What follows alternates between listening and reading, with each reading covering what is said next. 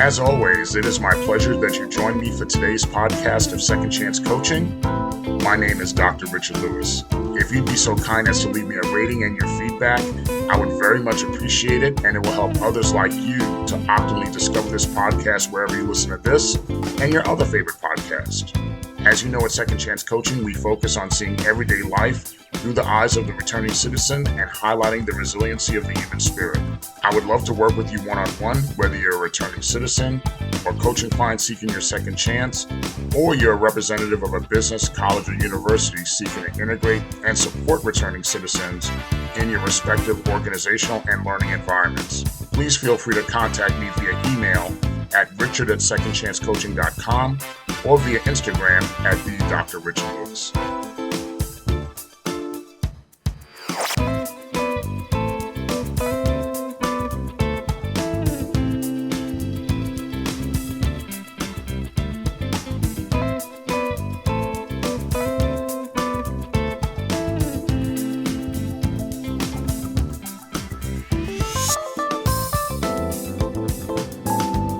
Welcome again to another edition of Second Chance Coaching. As always, it is my pleasure to join you on another week of your reentry journey from whichever corner of the world you're listening from. As I'm recording this past Sunday, I went to New Orleans just for the day, literally a day trip. I went in the morning and then took the last flight out at night to celebrate my granddaughter Janelle's first birthday. Wonderful. It was so worth the trip. You know, those of you who I know personally that follow me on social media saw that I played the video of me and her saying happy birthday and hugging her and just enjoying myself so much. You know, got to enjoy seeing my daughter, got to enjoy seeing my son-in-law. Even had a really good opportunity, got a lot of good opportunities to speak to my ex-wife. We had a lot of good dynamics as far as, you know, thinking about what's going on for Janelle and what we hope for and the support we have for the children. So it was just a good weekend all the way around the board. It was a day that tired me out. You know, doing all that traveling does tire you out. And of course, those of you who are traveling know that there's almost guaranteed there's going to be delays. There was delays coming in and there was delays going out, but it didn't take away from the enjoyment of that. So I truly, truly had such a good time, you know, enjoying and spending her birthday, her first of many wonderful and blessed birthdays with Janelle. You know, this past week, I'm also was working with students, as we talked about. This past week they're in the process of finishing up, and this week they're finishing up classes that conclude this week because they're in an accelerated term. And these are classes that finish up in 8 weeks instead of 16 weeks. But, you know, the work that you have to do in 16 weeks, you still have to do in 8 weeks. So in this term, 2 of my classes are pretty much accelerated. And in this being the last week of them doing work and presentations, this is the time I get the endless request for extra credit to make up assignments. And even, unfortunately, there were some students seeking to drop the class because they're failing the class was unfortunately inevitable. But, you know, being where we are in the semester, dropping the class would be too late. But when I meet all these students that are in this situation, on every case, each and every case, I look to assist the students in getting them to successfully complete the course, you know, because it's my job. Now, one would think this would be a simple dynamic. They need assistance. I show them a path. And they take it, and that should be easy. That should be all good, right? Well, not always. It's not always so easy. The challenges that the students students present that prevent them from, you know, excelling and doing things like, they'll say things like, you know, I need to go to work, Dr. Lewis. I need to babysit a younger sibling, or I can't submit the assignment because the document didn't convert properly because I was using an Apple computer or something. There was always something going on. And I tell the students that I understand the challenges, but then I ask them, how will you overcome them if you're not willing to confront them, or you're not willing to make the sacrifices to get to where you need to go, which in this case is really to successfully pass this class. You know, in this interaction, you know, when I had this interaction with the students, and even some students that were, I was a little like really trying to push them and get them out of their comfort zone, and because they refused to, not leave there. In these interactions, it really brought me back to thinking when I first started graduate school. And I might have shared in the past, my first graduate school experience was at Clark Atlanta University, and it was the first time I'd been away from home. And when you're an undergrad, you always have the day schedule for the most part, where it's, your Monday through Friday, have different times during the day. And when I started graduate school, I knew that my class schedule was really only Monday, Tuesday, Wednesday from 6 p.m. to 8:30 p.m. When I first saw that schedule, I just thought about all the free time I would be having in this new exciting city of Atlanta that I'd be living in. I didn't think about the actual work I had to do in order to be successful. I was just thinking about, look how much fun I have to have, and I just have to go to class for 2 hours a night. And Thursday, Fridays, I'll always have off. During that first semester, I had an organizational behavior class with Dr. Henry Alonge. I'll never forget Dr. Alonge. And at some point in the term, Dr. Alonge offered our entire class this deal. If you don't want to do the final paper, you could just pass the class and get a B for the class, or complete the final paper and see whatever grade you get. At that time, my short-sightedness led me to the decision to just take the B and forego completing the paper. At that time, I was only thinking about my free time. I said, oh, I don't have to do the paper. I could hang out some more and I could get a B and I'm good. Just give me that B.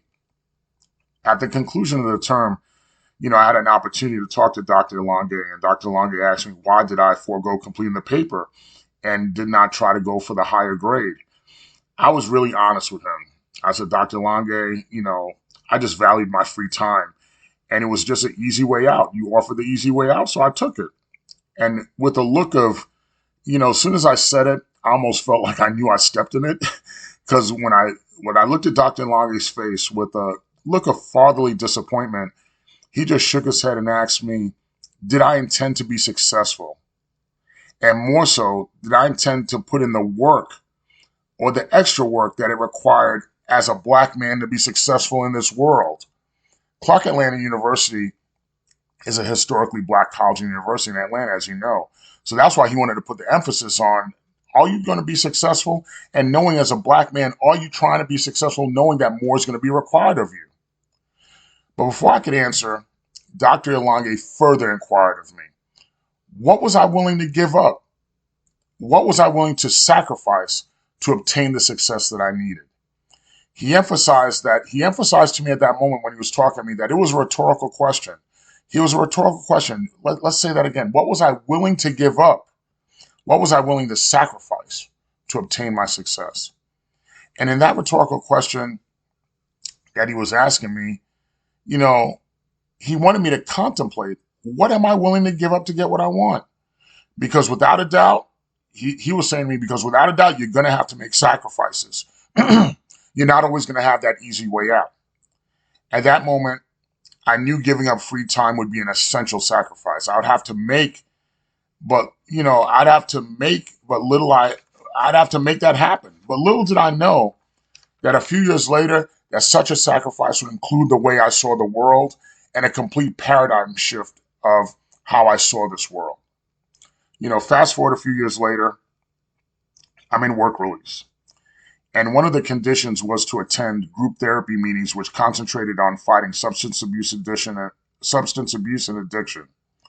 Even though I had no substance abuse history, I had to attend those meetings. But I saw that there was value in me being there to learn from the folks that were actually there and to learn more about myself. During those meetings, the way I saw the world and still the way I saw the world and really still having a little bit of naivete about people's ways and intentions had to change. I really saw what was going on at that point as, I just didn't want to find myself in this position again. I never wanted to be in work release again. I never wanted to be incarcerated again. And, I still saw the world through a little bit of a naivete and being young. And I'm looking at how I could learn from people who had much more different stories than I had and how they were doing to pull themselves out and how they were doing on their recovery journey. And then I remember there was one session that the counselor sat there. We sat in a circle, and that counselor asked everyone the same questions that Dr. Longe asked me just a few years prior. What was I willing to give up? What was I willing to sacrifice to obtain my success? I felt like it was just, I was in Twilight Zone. I said, this person is asking the same question that Dr. Elonge asked me just a few years before. Now, we were just not talking about doing well in classes, but this is my reentry journey now. This is my life. So what am I trying to do to become successful? What am I trying to give up to become successful? So now ask that of yourself. What are you trying to give up to be successful? I had an article, I pulled this up and I realized that I pulled this up during my doctoral program. So I had this article saved for a number of years. And specifically, it was an article, it's from 2017. It was written by, let me pronounce this correctly, I think is Zdrafko Vijatic. Zdrafko Vijatic, I believe. So if I'm mispronouncing, I apologize. And he's the founder of www.zerotoskill.com, where he writes about habits and daily productivity. As he calls himself Z, so that's easy to say, Z shared in one of his articles that there are 13 things, the lucky number 13, 13 things you should just give up. You should really just give it up if you want to be successful. And in thinking about these 13 things, I could hear Dr. Elonge's voice. I could hear that work release therapy group's counselor's voice as I was doing that. And so let's go through these 13 things together. Number one, give up on the unhealthy lifestyle. Simple and plain, healthy diet, physical activity. Give up on an unhealthy lifestyle. You won't get it right every day, but for the most part, you want to try to have a healthy lifestyle and give up that unhealthy lifestyle. Number two, give up the short-term mindset. Have a long-term mindset in which your healthy habits shouldn't be something you do. They should be something that you embody. It becomes you. It becomes who you are. Number three, give up on playing small. Voice your ideas. Be an advocate, starting with yourself. Don't be afraid to fail, and definitely don't be afraid to succeed. Number four, give up your excuses. And this is something I think about with my students all the time. Excuses limit and prevent us from growing personally and professionally. When you realize that you have control about what happens in your life next, it's frightening and exciting at the same time. But it's us that can remove those excuses and decide to say, I'm going to do this, and I'm not letting this get into my way. Number five, give up the fixed mindset. Who you are today is not who you have to be tomorrow.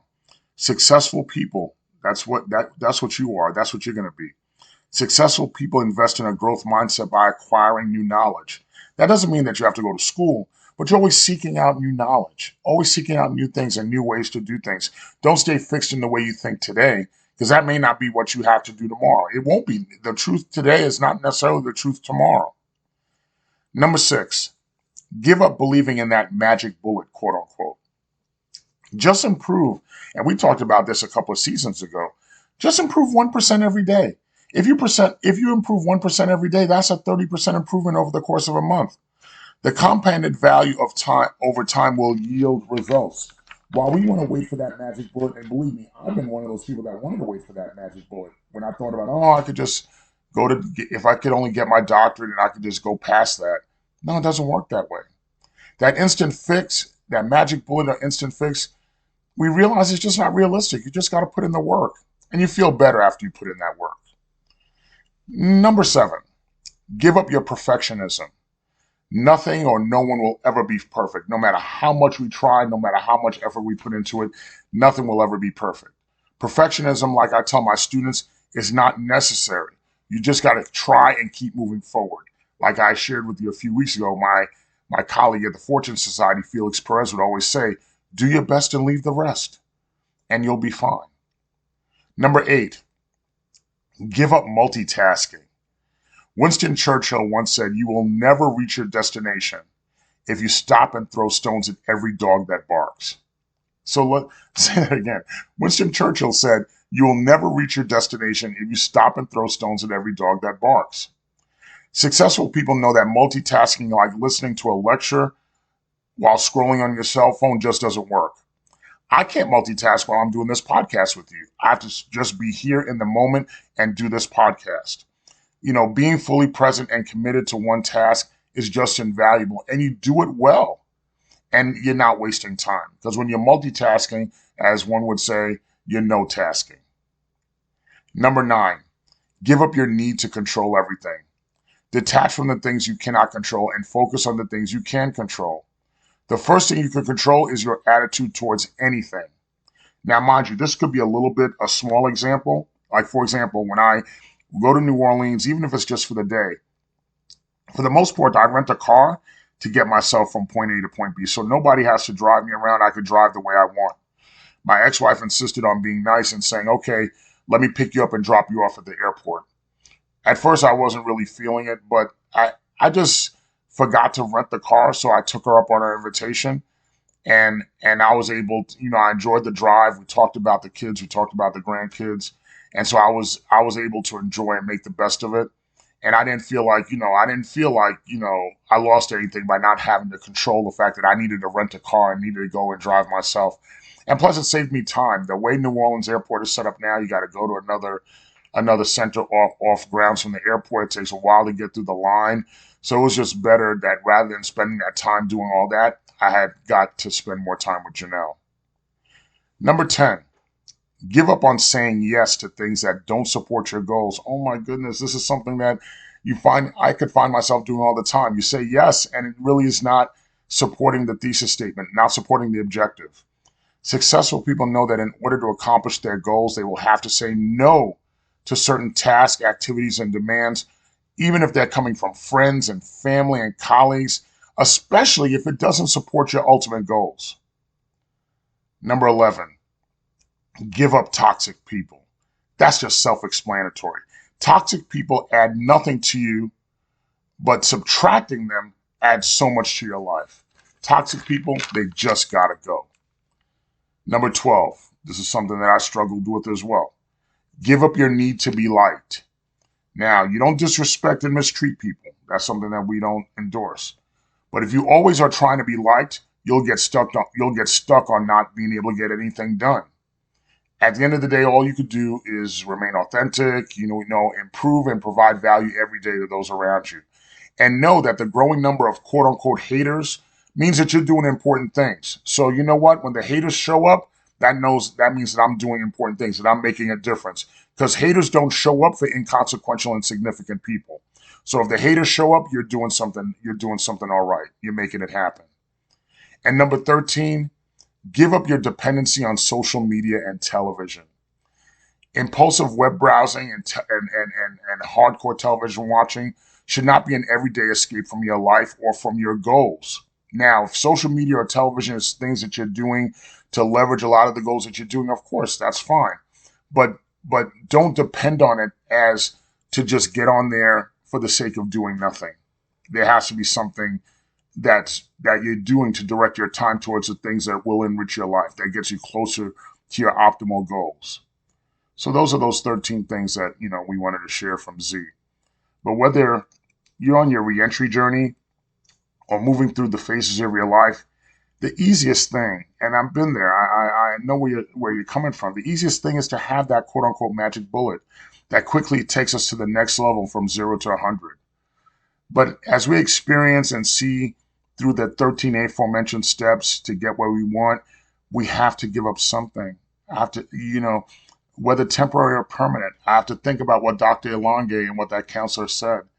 You have to give up something so we can optimally get to that next level. Sometimes it's temporarily giving up something like free time, or maybe it's permanently giving up something like the type of people or the toxic people in your life.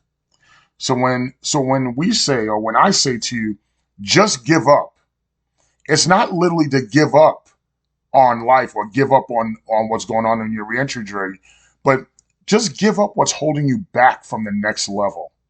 Just give up from the negative things. Give up the toxicity. Give up the things that are just not helping you move forward so you could grab on and latch onto the things that will help you move forward. It is always a pleasure for us to be together. Thank you for taking your time with me this week or spending a little bit of time with me this week. It's always a pleasure. We look forward to talking about more topics and and you being a part of that. And we so look forward to you joining us again next week. Thank you.